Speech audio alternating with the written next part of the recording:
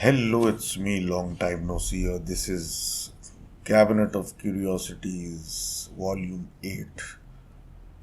हम बात कर रहे हैं आज एक ऐसी चीज़ की जो सबको ये सब जानते हैं, लेकिन एक डिफरेंट नाम से जानते हैं. उसका नाम है वोरडलैक. इस पे मूवी भी बन चुकी है, ब्लैक सैबथ नाम की, बड़ी मशहूर. उसमें एक स्टोरी भी थी और वो स्टोरी जनरली ज़्यादा मशहूर है. क्या होता है वर्डलैक? वर्डलैक जो होता है बेसिकली वैम्पायर होता है. ये वो चीज़ है जिससे इंस्पायर होके ब्रैम स्टोकर ने ड्रैक्यूला की कहानी लिखी थी और ब्लड सकिंग अनडेड क्रीचर का कॉन्सेप्ट वहाँ से आया था. इस क्रीचर की या इस वैम्पायर के इस टाइप की या वर्डलैक की ख़ास बात ये होती है कि ये मरने के बाद वापस आके अपनी ही फैमिली के पीछे जाता है, अपने रिश्तेदारों के पीछे जाता है और वहीं से इस तरीके से आगे आगे अपने अपनों के पीछे. जनरली वैम्पायर तो किसी के पीछे भी जा सकता है, लेकिन इसका अलग एक फ़लसफ़ा है और एक अलग तौर तरीका है. ये एक नॉर्मल आदमी की तरह होगा, लेकिन वक्त के साथ ख़राब होता चला जाएगा, लेकिन ये फोकस पॉइंट इसका अपना होगा. तो हिस्ट्री में स्टोरियाँ आती हैं कि गांव दर गांव खाली और गांव के इन्हेबिटेंट्स सिर्फ वर्डलैक होते थे, क्योंकि सब गांव आपस में इंटर रिलेटेड होते थे. बारी बारी करके सफाया हो जाता था. बहरहाल ये इस्लामिक टर्म है जो इस्लामिक कस्टम्स और कल्चर से निकला है. और वर्डलैक की मेन जो बैकग्राउंड है वो ये है कि इनका बिलीफ है कि मरने के बाद 40 दिन तक बॉडी के अतराफ में या आसपास में स्पिरिट रहती है. तो जो पुराने पेगन स्लाव्स में भी ये होता था कि उस जगह पे खिड़की वगैरह दरवाज़ा खुला रखा जाता था जहाँ पे बंदा मरा है, कि वहाँ स्पिरिट 40 दिन के बाद आराम से चली जाए. और वही स्पिरिट अगर लेट से अनटाइमली मौत मरा है किसी वायलेंट क्राइम की वजह से या सिमिलर नेचर की कोई चीज़ की वजह से, बीमारी या कुछ, तो वो 40 दिन के बाद या कुछ अरसे के बाद वापस अपने जिस्म में चली जाती है. और वो जिस्म जो उठता है दोबारा, तो वर्डलैक की सूरत में उठता है, जो कि एक खून पीने वाला जानवर या अनडेड क्रीचर होता है. अब स्टोरियाँ तो इसकी बहुत हैं, लेकिन सबसे मशहूर स्टोरी इसकी 1839 में बताई गई थी और लिखी गई थी बेसिकली, और वो उससे ही ये ज़्यादा मशहूर है. और इस पे ये मूवी ब्लैक सैबथ में भी आई थी. उसी की हम बात करेंगे आज. स्टोरी कुछ यूँ है कि एक डिप्लोमेट साहब को एक जगह जाना होता है. रास्ते में डैन्यूब रिवर के पास से, सर्दियों का वक्त है, इनको गुजरना था गांव से. और अमूमन ये होता था हर गांव में कोई एक बड़ा जो घर होता था, जो बड़े आदमी का, जो गांव में अमीर कह लें बंदा होता था, उसमें एक पोर्शन मखसूस होता था ट्रैवलर्स का, कि भाई ये कोई आएगा तो वहाँ रुक जाएगा, जो मजबूरी में, जैसे सर्दी में ये गुजर रहे हैं. जो रिवर डैन्यूब था वो फ्रीज होता जा रहा था, इतनी सर्दी थी, तो रुकवाने के लिए मौसम की ख़राबी की वजह से इन जो जिनकी ये स्टोरी है उनके घर में कमरा था जहाँ पे ऐसे लोग रुकते थे. अब जो डिप्लोमेट साहब थे वो एक शाम को इस गांव पहुँचे जो डैन्यूब रिवर के पास था, और जॉर्ज नाम के एक साहब थे, उनके घर पहुँचे जहाँ उनको रुकना था. उनकी बड़ा घर था और घर में काफ़ी अफराद भी थे. जॉर्ज की बीवी, बच्चा, उसका भाई, छोटा भाई पियर और उसकी बहन सेडेंका. लेकिन एक घर में अफरा तफरी थी शाम के टाइम पे, और पता ये चला कि इनके वालिद 10 दिन पहले एक टर्किश लुटेरे के पीछे निकले थे गांव के और लोगों के साथ.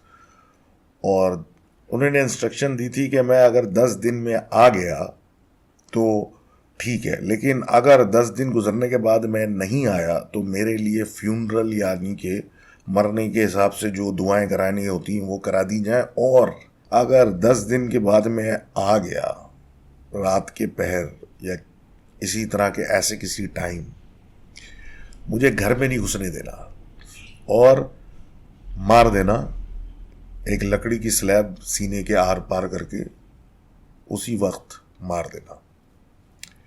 ये 10वें दिन की रात शाम थी, इंतज़ार हो रहा था। 8 बजे रात को गौरचा नाम के ये साहब अपने घर को छोड़ के गए थे और सारे घर के अफराद इंतज़ार कर रहे थे। जब ये वहाँ पहुँचे तो इनको फ़ौरन अंदर बुला के बिठा दिया गया।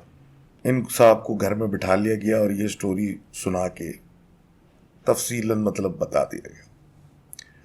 8 बज गए रात के, चर्च बेल्स बज गए, एक अंधेरा छा गया, हर कोई परेशान कि वो तो नहीं आए इनके वालिद और घर के सरबरा।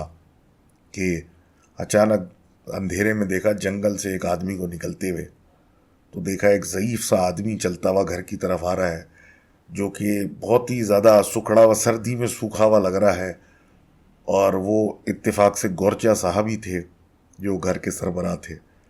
जब वो घर में एंटर हुए तो घर वाले परेशान हुए, ख़ासकर जो उनके सबसे बड़े बेटे थे जॉर्ज, कि उन्होंने क्या कहा था, लेकिन उनकी वाइफ ने कहा कि वो इतने थके हुए थे, वो घर में आके आराम से चादर लेके लेट गए सोने के लिए। ये तो आम इंसानों वाले काम है, ये आप क्यों अपने सर पे सवार कर रहे हैं। तो घर में एक सुकून हो गया, खुशी का माहौल हो गया कि जी चलें, वालिद साहब वापस आ गए हैं और सब अमन हो चुका है। अब ये डिप्लोमेट साहब अपने कमरे में थे और बकौल इनके लकड़ी की दीवारें थी, पतली पतली, ज़्यादा प्राइवेसी नहीं थी, इधर की बात उधर हो रही थी, आवाज़ें आ रही थी कि इनको नींद आना शुरू हुई और इधर उधर बातें सुन के कि अपने अब्बा के बारे में, और कि सब एक तरफ हैं और ये कहीं वर्ड अलग तो नहीं है, और ये सारी बातें चलती थी। इनकी आँख लगना शुरू हुई और ये सो गए। ख्वाब में इन्होंने देखा कि कोई चीज़ इनकी तरफ आ रही है और इनके कमरे का दरवाज़ा खोल के अंदर घुस रही थी कि ये अचानक ख्वाब में उठ गए, सोते में से उठ के बैठ गए और फिर इन्हें सामने देखा तो वाकई इनके कमरे का दरवाज़ा खुला हुआ था, लेकिन कोई था नहीं वहाँ। इधर उधर इन्हें नज़र मारी, इन्हें कुछ नज़र नहीं आया। फिर खिड़की की तरफ इनको कुछ हुआ महसूस, तो इन्हें पलट के जब देखा तो खिड़की से गाल लगा के जो गौरचा साहब रात में जो वापस आए थे, वो बिल्कुल मुंह खिड़की से लगा के अंदर इनको देख रहे थे। इनकी नज़र पड़ते ही उन्हें उसने सर पीछे किया और आगे की तरफ चलता बना, जिससे एहसास हुआ कि वो घर के बाहर सर्दी में घूम रहा है। बराबर में ही जो कमरा था उसमें जॉर्ज की फैमिली और उनका बच्चा वगैरह सब वहाँ थे। वहाँ से फिर एक हल्की सी आवाज़ आने लगी कि बच्चा किसी आदमी से बात कर रहा है। वो छोटा बच्चा अपने दादा से बात कर रहा था और दादा की तरह ही बात कर रहा था, जिस पे दादा ने उसको बुलाया कि आओ, और वो कहीं चलते बने।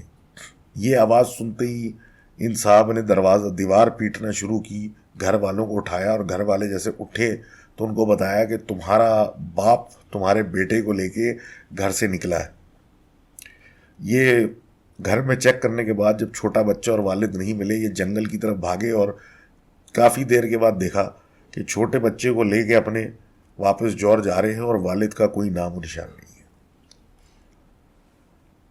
अब परेशानी छा गई कि ये तो वाकई ही कोई मामला टेढ़ा है और ये तो ठीक नहीं है, और ये तो आदमी वाकई जो कह रहे थे कि 10 दिन बाद अगर मैं इस वक्त आऊँ तो मुझे मार देना, तो वो कुछ सोच के कह रहे थे। बहरहाल एक दिन गुजरा, ये साहब खुद जो डिप्लोमेट हैं वो इन जॉर्ज की जो बहन थी उनके चक्कर में ज़रा बिला वजह एक्सटेंड कर रहे थे कि वो बहुत हसीन थी, और ये उनको देख के बस उनके पीछे थोड़ा सा बहक चुके थे। रात का पहर था और रात ये बिला वजह एक्सटेंड कर रहे थे। ये अपने कमरे में दोबारा थे और कमरे में फिर इनको आवाज़ आने लगी कि कोई बाहर चहलकदमी हो रही है बाहर की तरफ। इनकी खिड़की में तो कोई नहीं आया, लेकिन इनको एक आवाज़ आई कि छोटा एक बच्चा है जो बात कर रहा है किसी से दोबारा। इनको ने गौर से सुना तो बच्चे ने अपने दादा से बात की थी, कर रहा था, और दादा शायद खिड़की के बाहर खड़े हुए थे, और वो जिस तरीके से वो बात कर रहा था उसने अपने दादा से बात की कि मुझे घर से बाहर निकलने की इजाज़त नहीं है। तो दादा ने बोला कोई बात नहीं, मैं तुम्हारा दादा हूँ, तुम खिड़की खाली खोल दो। ये होने के बाद इन्होंने दरवाजे और दीवार दोबारा पीटना शुरू की कि घर वालों को सोते में से जगाएं कि वो आदमी फिर आ गया है। और जब तक लोग उठे तो वो बच्चा जो था वो अपने कमरे में बेहोश सा लेटा हुआ था। दादाजी तो नजर नहीं आए, लेकिन बच्चे की तबीयत काफी खराब हो चुकी थी। थोड़ी देर गुजरने के बाद एक रोना और पीटने का एक माहौल सा आवाज आने लगी बराबर वाले कमरे से, और इनको अंदाजा हो गया कि ये जो है सिलसिला कुछ खराब हो गया है। सुबह होते ही पता चला कि बच्चा मर चुका है, और एक घर में रोने का मतलब एक रंज की एटमॉस्फेयर फैल गई और एक बहुत ही बुरा माहौल हो गया। दादा ने अल्टीमेटली पोते को मार दिया। अब ये उसी वक्त ये सिलसिले चल रहे थे, तो इन्होंने कुछ बात करने की कोशिश की। कमरा खुला देख के इनकी बहन की, तो उससे कुछ बात शुरू ही की थी, तो पीछे से बड़े भाई ने आके बोला कि अब जो है रिवर डैन्यूब पे जो बर्फ़ वगैरह जम गई थी वो उतर चुकी है और आप यहाँ से प्लीज़ चले आए। तो ये डिप्लोमेट जो थे वो चुपचाप सामान समेट के अपने उस घर से चले गए और अपने कामों में लग गए। 6 महीने गुजर गए, और 6 महीने के बाद इनका फिर किसी चक्कर में गुजर हुआ, तो ये एक मॉनेस्ट्री के पास से रात को गुजर रहे थे।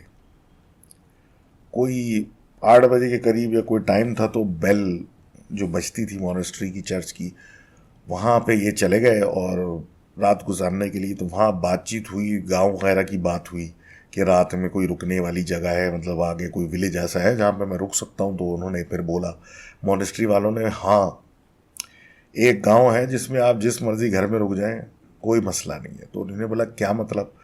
उस आदमी ने नाम लेके बोला कि गौरच्या नामी एक शैतान ने उस पूरे जिस्म पूरे विलेज को ख़त्म कर दिया है, वहाँ कोई नहीं है। इन्होंने नाम सुना, ये नाम पहचान गए, और इन्होंने सबसे पहले बात की सडेंका की, जो उनकी बेटी थी जिस पे ये आशिक हो गए थे, लेकिन कुछ कर नहीं पाए। तो उसने आगे से बताया कि उस आदमी ने पहले अपने पोते को मारा।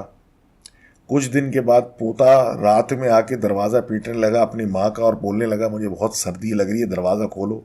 माँ ने माँ होने के नाते दरवाज़ा खोला, और इसी तरीके से एक एक करके सारे उस घर के फर्द मर गए, सडेंका के अलावा, जो पागल होके अपने कमरे में अकेली रहती है। बाकी पूरा गांव खाली हो चुका है। ये सुन के ये अपनी पुरानी मोहब्बत याद करते हुए सीधा उसके घर की तरफ चले गए। रास्ता इनको पता था। वहाँ पहुँच के इन्होंने घोड़े को बाहर बांधा, जो कि बहुत बिदक रहा था। बहरहाल वो अंदर घुसे और सीधा खाली घर देखते देखते देखते एक कमरे में पहुँचे जो लग रहा था जहाँ कोई रहता है, और उसी लड़की का कमरा था। ये वहाँ पहुँचे, उस बेड पे उसके बैठे थोड़ी देर अपने आप को रिलैक्स करने के लिए, जो इतने लंबे रास्ते से आए थे। और थोड़ी देर में इनको आंख लगी, और आंख लगते ही इनको एक आवाज़ आई, किसी ने इनकी आवाज़ दी। तो ये उठ के खड़े हुए तो देखा वो लड़की वहाँ सामने खड़ी हुई थी। ये उसकी तरफ बड़े बात करते हुए, ये यहाँ पे अकेले वहाँ पे अकेले, और वो भी की तरफ लपकने के बाद ये एक गले मिलने वाले स्टांस में आए। तो इनके गर्दन में एक रिलीजियस कोई लॉकेट था, जो कि इन्हीं के अपने सीने पे घुसना शुरू हो गया। तो इन्होंने उस लड़की को पीछे थोड़ा सा हटाया, तो देखा कि अब वो जो पहले हसीन ब्लॉन्ड लड़की थी, वैसे तो बाल वगैरह सही थे, लेकिन अब मुंह ऐसा हो चुका खुशक, जैसे उसमें खून ही ना हो, पेल बिल्कुल।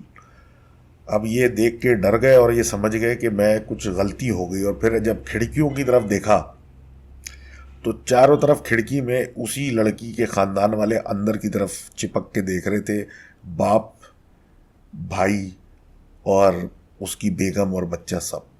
ये समझ गए कि ये गलत जगह आ गए, और ये वुड लैक का भी गांव पे बसेरा है, और यहाँ से अब निकलना बहुत ज़रूरी हो गया, वरना जान से जाएंगे।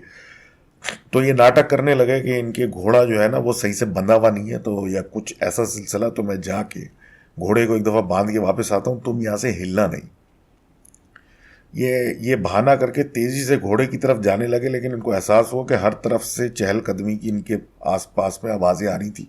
ये घोड़े पे पहुँचे तो इन्होंने देखा कि वाकई इस लड़की के कमरे के बाहर बहुत सारे लोग खिड़की के अंदर नजरें जमाए बैठे हुए थे कि आगे क्या होने वाला है। इन्होंने घोड़े पे बैठ के दौड़ लगा दी और पीछे से अब आवाज़ें आने लगी बहुत सारे पैरों की कि कोई तेज़ी से इनके पीछे पीछे आ रहा है। लेकिन सबसे ज़्यादा जो है आवाज़ आने लगी उस लड़की की कि जो इनको मोहब्बत की हुई बातों में आवाज़ें देने लगी कि आप रुक जाएं और हमने तो हमेशा साथ रहना था और आप कहाँ मुझे छोड़ के जा रहे हैं। इसी दरमियान में इन्होंने घोड़ा भगाने की कोशिश की तो इनको एहसास हुआ कि घोड़े के पीछे आके कोई बैठ गया है। तो वो सेडेंका खातून ही थी जो बैठ चुकी थी और इनको आहिस्ता आहिस्ता पकड़ने की कोशिश कर रही थी पीछे से, ताकि वो इनकी गर्दन तक रसाई हासिल करे। इन्होंने खड़े होके अपने चलते हुए घोड़े पे खड़े होके उसे किसी तरीके से नीचे गिरा दिया और अपने अब घोड़े को दौड़ाया। तो नीने देखा कि अब साए इनके साथ साथ चल रहे हैं जंगलात में और पीछे इनके उस इस पूरी फैमिली का सरबरा गोरचा इनके पीछे भागता हुआ आ रहा है। और बिल्कुल ऐसा सिलसिला है कि ये बचने, अगर एक सेकंड भी रुक डिले किया नहीं तो ये बचेंगे नहीं। सुबह कैसे हुई, आंख इनकी खुली दरिया के दूसरी तरफ सवेरे पे, घोड़ा एक तरफ और ये एक तरफ। भागते भागते रात भर कब ये एग्जॉस्ट होके गिरे इनको नहीं पता, लेकिन बहरहाल ये सही सलामत बच गए और वहाँ से चले गए और इन्होंने दोबारा उस जगह की तरफ रुख नहीं किया। ये थी story, short story the family या 7 वर्डलैक्स। इसके ऊपर एक फिल्म भी बनी है ब्लैक सैबथ के अंदर, इसकी एक शॉर्ट पोर्शन है, वो आप ज़रूर देखिएगा, बोरिस कार्लोफ वाली। I hope you enjoyed it, do watch the movie, it will be more enjoyable. See you next time with another COC। अल्लाह हाफिज़।